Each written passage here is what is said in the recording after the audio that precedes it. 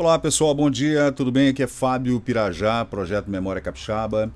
Estamos juntos mais uma vez aqui hoje para falar de um assunto aqui muito interessante que eu venho fazendo essa pesquisa já tem algum tempo.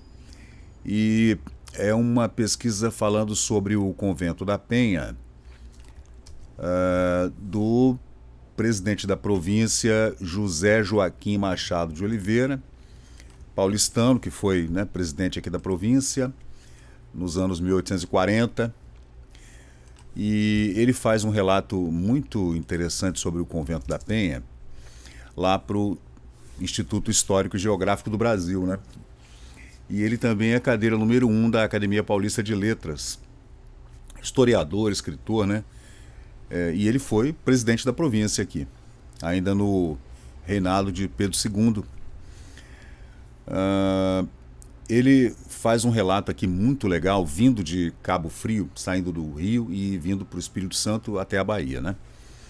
E ele fala assim: o mar que se debate com o Cabo Frio, constantemente irritado, fazendo-se em alterosas vagas, porque este imenso promontório, ouriçado de penédias, perturba o movimento regular das águas no seu fluxo e refluxo e retorce as correntes da monção. As ilhotas, disseminadas pela vasta curvatura de 30 léguas de bojo, que se desenvolvem entre esse cabo e as adjacências da Lagoa Feia, e que são outros tantos escolhos que ameaçam de naufrágio a navios acoitados por travessias que os surpreendem neste trajeto. O fundo aparcelado de São Tomé, que se abre em flor e domina uma vasta extensão, inçada de perigos para a navegação costeira, e que nem sempre pode ser evitado a tempo, e o que é mais assustador, esse temível mar dos abrolhos, que a inexperto náutico continuamente afigura que prestes roçará seu arquipélago, ainda quando para ali, há de percorrer algumas dezenas de léguas. Todos esses preconceitos e apreensões mal calculados, que se apoderam do ânimo do navegante em navio que sulca aqueles mares, né? Sulcar, né? O atarantam e amedrontam, e por isso a celeuma dos marítimos, que anuncia o aparecimento de terra em tal altura em que estão desde que aproam para a costa dessa província e encontram o leme e as águas de bom bordo. E então reluzem seus semblantes a animação pela ausência do perigo. Então ele faz um relato, né, interessante, a forma como o português é falado também nessa época. E olha que não é tão distante assim a época, né? A gente está falando de mais ou menos 180 anos atrás, não é tanto assim, né? E eu vou compartilhar com vocês aqui, cadê? Aqui. Essa é a revista trimestral do Instituto Histórico e Geográfico Brasileiro. E esse escritor, que também foi presidente aqui da província, quando o Espírito Santo ainda era província, né? O relato é de 1843. Ele foi presidente em 1840 e 41, né? Era muito comum antigamente, por indicações políticas, até do Império, que se colocassem comandantes estaduais, digamos, provinciais, do conhecimento da capital do Império, né, que era o Rio de Janeiro, é claro. Então, era muito comum que cariocas e paulistanos, mineiros, fluminenses viessem comandar a nossa província. Isso aconteceu durante muitos e muitos anos, até os anos 1920, né, com Nestor Gomes e Florentino Avildes, que eram fluminenses, né? E ele continua, aqui ele fala de como ele saiu.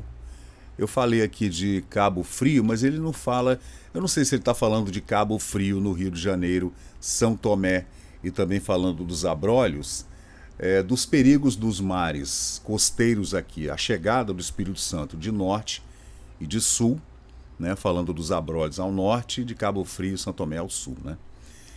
Então aí fica a critério da gente entender.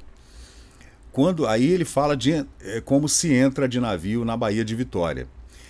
E ele diz aqui: seu ponto mais elevado é o Morro do Mestre Álvaro, que põe termo para o lado do nascente à corda de montanhas que se ramificam da Serra Geral e de cujos flancos derivam-se, entre outros, os rios Santa Maria e Caraípe. Ele fala Santa Maria lá e Jacaraípe aqui, Serra, né?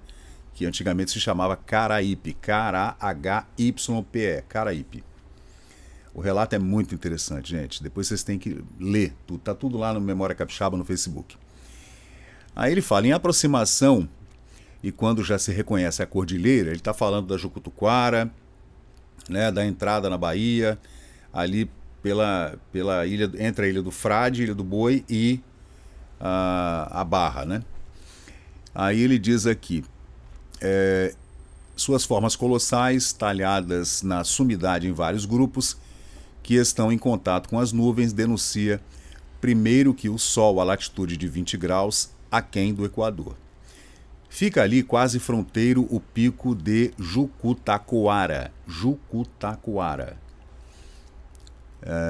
que depois a gente chamou de Jucutuquara, que surge no centro de um grupo de montanhas na ilha de Duarte de Lemos, onde tem assento a cidade da Victória, e no continente, em ponto mais remoto e plano, mais inferior e sob figura mais regular, distingue-se o Machauara, ou Mochuara, como a gente chama hoje, de recordação histórica que por muito tempo serviu de asilo a uma tribo indígena das que habitavam o litoral anteriormente à conquista.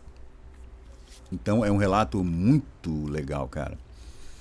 Aí ele fala do Moreno, fala do Morro da Penha.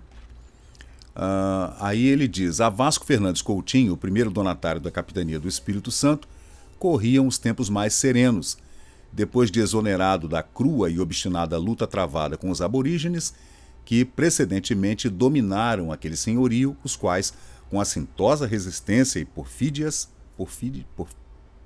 pelejas, insistiam em opor-se ao ingresso dos invasores em território que habitavam e fruíam desde tempos imemoriais. E para que melhor colhesse os frutos do seu apanágio, aumentava sobretudo os meios materiais que ele podia dar a esse resultado, sendo mais essencial destes a forçada sujeição dos indígenas para o fim de aplicá-los aos trabalhos rurais e à fundação das povoações. Então esse é o relato muito interessante do historiador e escritor José Joaquim Machado de Oliveira para a revista trimestral do Instituto Histórico e Geográfico Brasileiro, em 1843, falando das suas experiências como presidente da província do Espírito Santo entre 1840 e 1841. É isso aí, gente. O relato é grande, tá? É bem grande. Eu não vou me estender porque eu não vou gravar vídeos com mais de 10 minutos porque fica um pouquinho maçante. Então é interessante que você dê um pulinho no nosso repositório no Facebook, é o repositório que nós escolhemos para colocar todas essas pesquisas, né? E lá você vai encontrar. O álbum chama-se O Convento da Penha, de J.J. Machado de Oliveira, o José Joaquim Machado de Oliveira, 1843. Valeu, gente. Esse é o Memória Capixaba, eu sou o Fábio Pirajá. Até a próxima. Valeu.